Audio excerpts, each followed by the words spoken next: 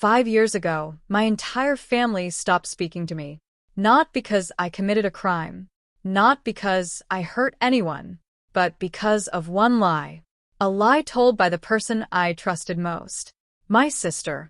And the worst part? My parents believed her without asking me a single question. I still remember the day everything changed. I was in my 3rd year of medical school. Life wasn't easy. The classes were brutal. The exams felt impossible. Most nights I survived on coffee and 2 hours of sleep. But I loved it. Becoming a doctor had been my dream since I was a little girl. I was willing to sacrifice everything for it. Everything seemed fine. At least that's what I thought. Then one evening my mother called me. Her voice sounded cold. Angry. Disappointed. "How could you do this?" she asked. I was confused. Do what? There was silence. Then she said something that made my stomach drop. "Your sister told us you dropped out of medical school months ago." I froze. What? "You've been lying to us." My heart started racing. I tried explaining. I told her I was still enrolled, still studying, still attending classes. But she wouldn't listen. Neither would my father. The conversation ended with him saying something I would never forget. "If you want to throw your life away, don't expect us to support you." Then he hung up. And just like that, my world started falling apart. 2. Watching my family turn against me. At first, I thought it was a misunderstanding. Something I could fix. I called, texted, emailed. Nobody answered. Days turned into weeks. Weeks turned into months.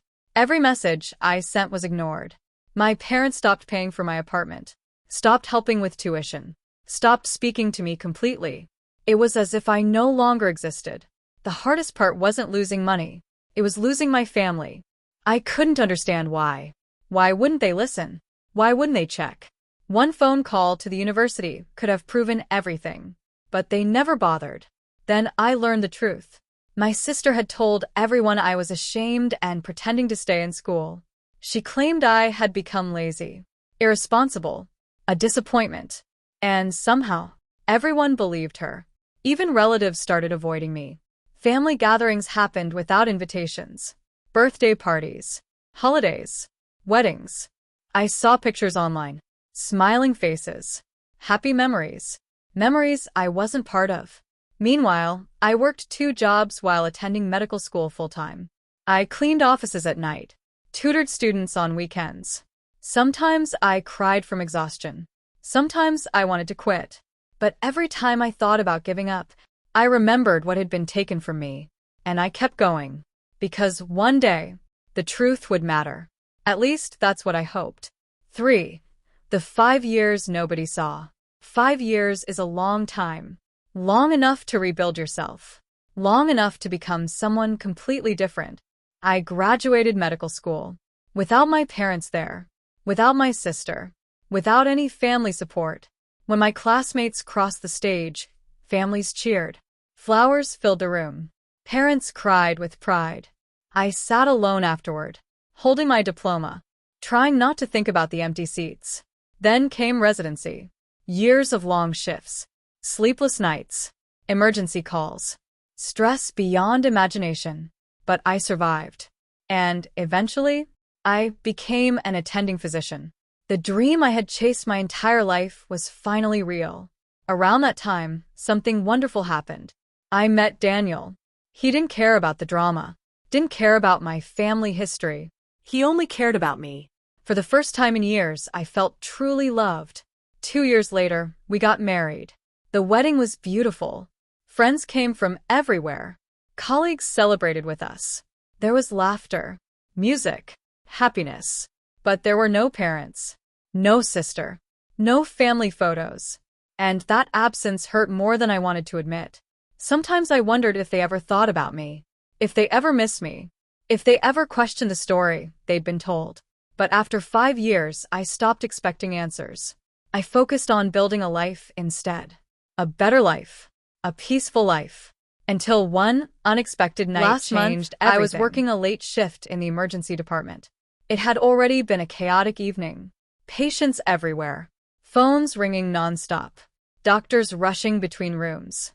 Then a nurse approached me. "You've got a new patient in room 7. I grabbed the chart, started reviewing the information. Then I saw the last name. My heart skipped a beat. It couldn't be. I looked again. Same last name. Same age. Same hometown. My sister. For a moment, I thought I was imagining things. After 5 years? Here? Now? I stood outside the room, trying to calm myself. Part of me wanted to walk away. Part of me wanted answers. Eventually, professionalism won. I opened the door, and everything stopped. My parents were sitting beside her bed. The second they looked up, their faces turned white. My mother stared at me. My father blinked repeatedly, as if he couldn't believe what he was seeing.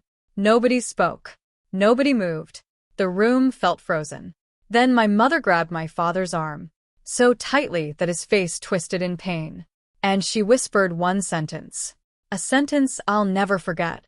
"She's a doctor." The silence that followed felt endless, because, in that single moment, their entire version of reality shattered. 5. The truth finally comes out. My sister looked terrified. Not sick. Not injured. Terrified. I completed the examination professionally. Asked questions. Reviewed results. Explained the treatment plan. Never raising my voice. Never mentioning the past. Then I left the room. But 30 minutes later, someone knocked on my office door. My mother. She looked older. Smaller. Broken. "Can we talk?" she asked. I almost said no, but I nodded. The conversation lasted nearly 2 hours. And what I learned shocked me. Years earlier, my sister had been struggling financially. She was jealous of the attention I received for being in medical school.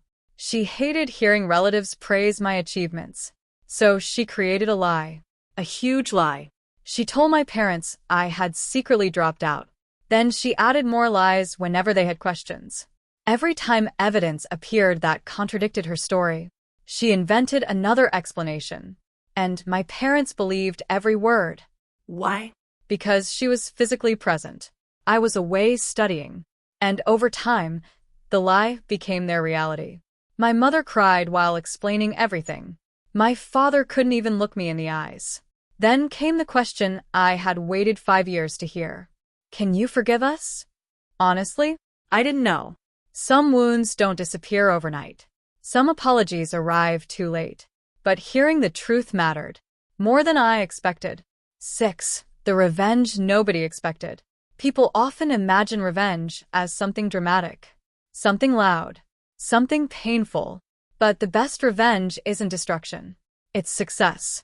The greatest revenge was standing in that hospital wearing the white coat they thought I never earned. The greatest revenge was building a beautiful life while everyone expected me to fail. The greatest revenge was becoming everything they said I couldn't become. A week later, my parents asked to meet again. This time with my husband. We talked for hours. There were tears, regrets, difficult conversations. For the first time in years, they listened. Actually listened. My sister attended too. She admitted everything. Every lie. Every manipulation. Every false story. I expected anger. I expected satisfaction. Instead, I felt relief. Because carrying pain for 5 years is exhausting. And finally, I could put it down. Today, my relationship with my parents is slowly improving. Trust isn't fully repaired. Maybe it never will be. But we're trying. As for my sister, things are different. Forgiveness doesn't always mean returning to how things were. Sometimes it simply means letting go of the hate and moving forward.